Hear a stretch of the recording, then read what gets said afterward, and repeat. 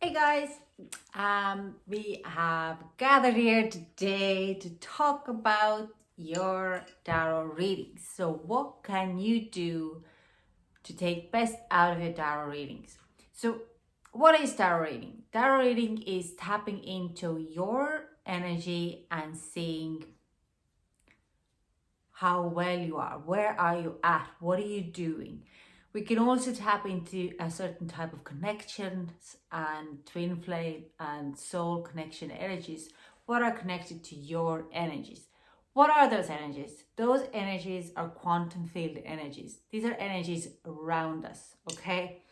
So, how to explain it very quickly is we have our own energy field, and that is about meter by meter beside us. Um, it is actually a little bit like a science. It's like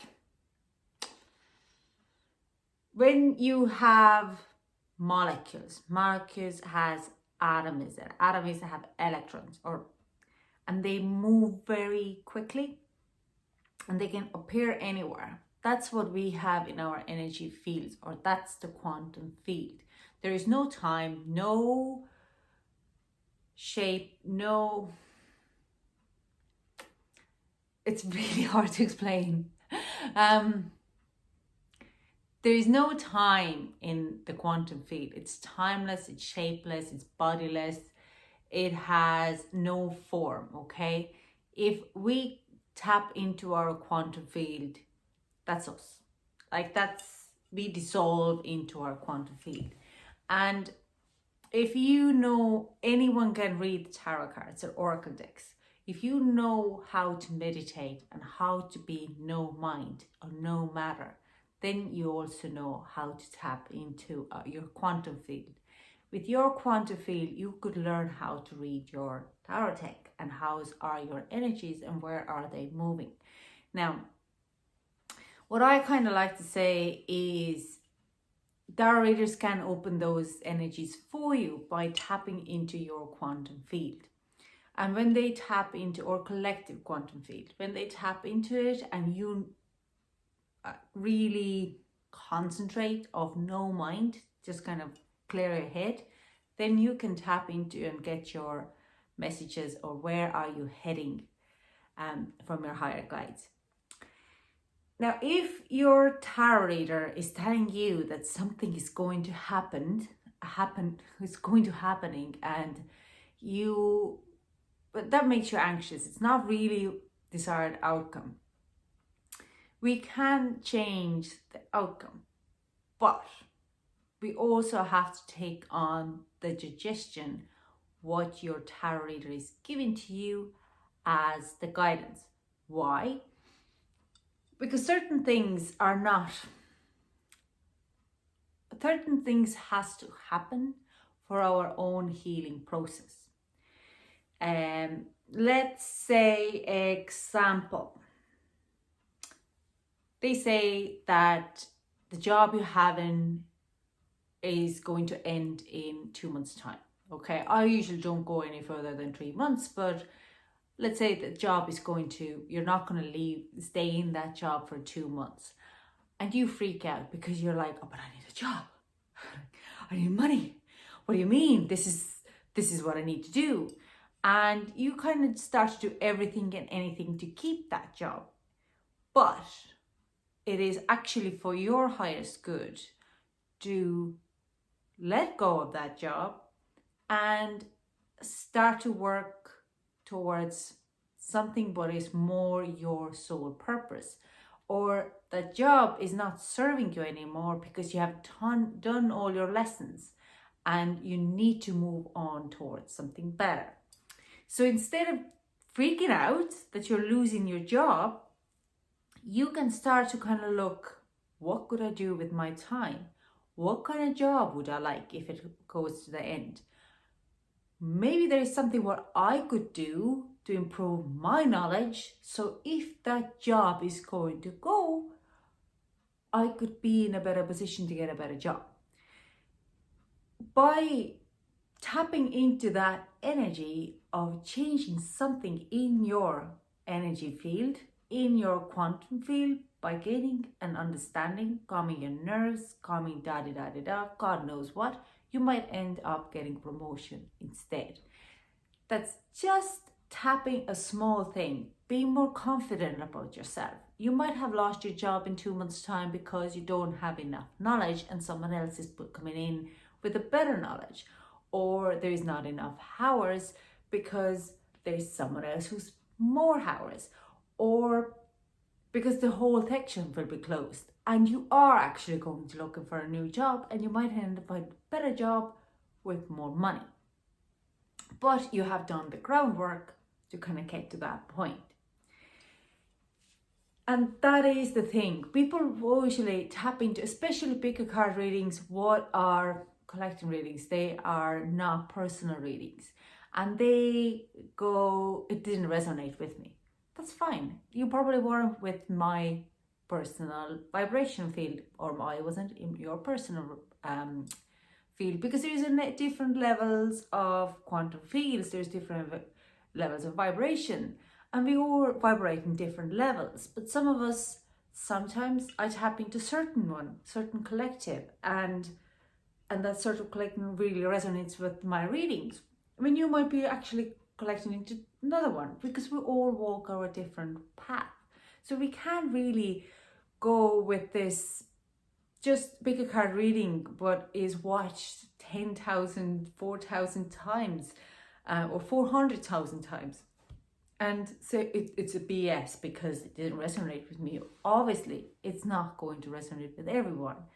And sometimes we get too stuck in our own head and we stop listening to our gut instinct and we pick a wrong pile.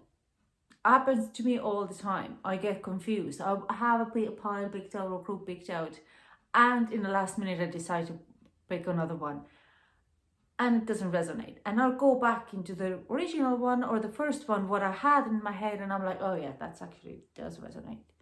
So there's a kind of a fine line. You have to be able to trust your intuition while picking up those. Pick a card what are for collective, okay? They're not personal, they're general readings. And these are more for fun. You can't take them as the truth, okay? You can take the guidance because it's a collective guidance. There's messages for everyone, but not for everybody. But it's not going to be, it's no point to get angry at us because it didn't happen. It could be easily that you changed by after getting that reading, you changed something in your own perspective, and it was enough of a shift in your energy that this movement moved into another one. The other question, what I hear a lot is higher guides. Who are your higher guides? Everyone has their own. Someone likes to call them gods, someone likes to call them angels. For I have my own different idea of deities, angels, what they are and what they do for us and how we can tap into them. If I'm talking about a higher guides, I'm usually talking about they are energy forms from higher, from our energy and quantum fields who are above us, who have lived this life already, who are the energy fields who are constantly around us, and they are the ones who bring us our past life wisdom and karma, and who help us to dissolve this, and who will give us the guidance because they are already lived our tomorrow, because there's no time in quantum field, there's no time, you can see the tomorrow. We have already lived this moment down here, okay? So that's how we get our messages as well and downloads, because they kind of send us a wisdom. If we tap into quantum fields, we kind of start to get wisdom, or the downloads, what is going to happen ahead. But you can call them whatever you want, whatever makes you feel comfortable. If you want to call them gods, if you call them spirits, if you call them spirit guides, light workers, light beings, aliens, whatever makes you feel comfortable, use it. Why not? Why the hell not? So when us tarot readers give you a reading, if it's a personal reading, you can't, and let's say it's a love reading, you can't ask to do a reading for someone else. You can ask for connection.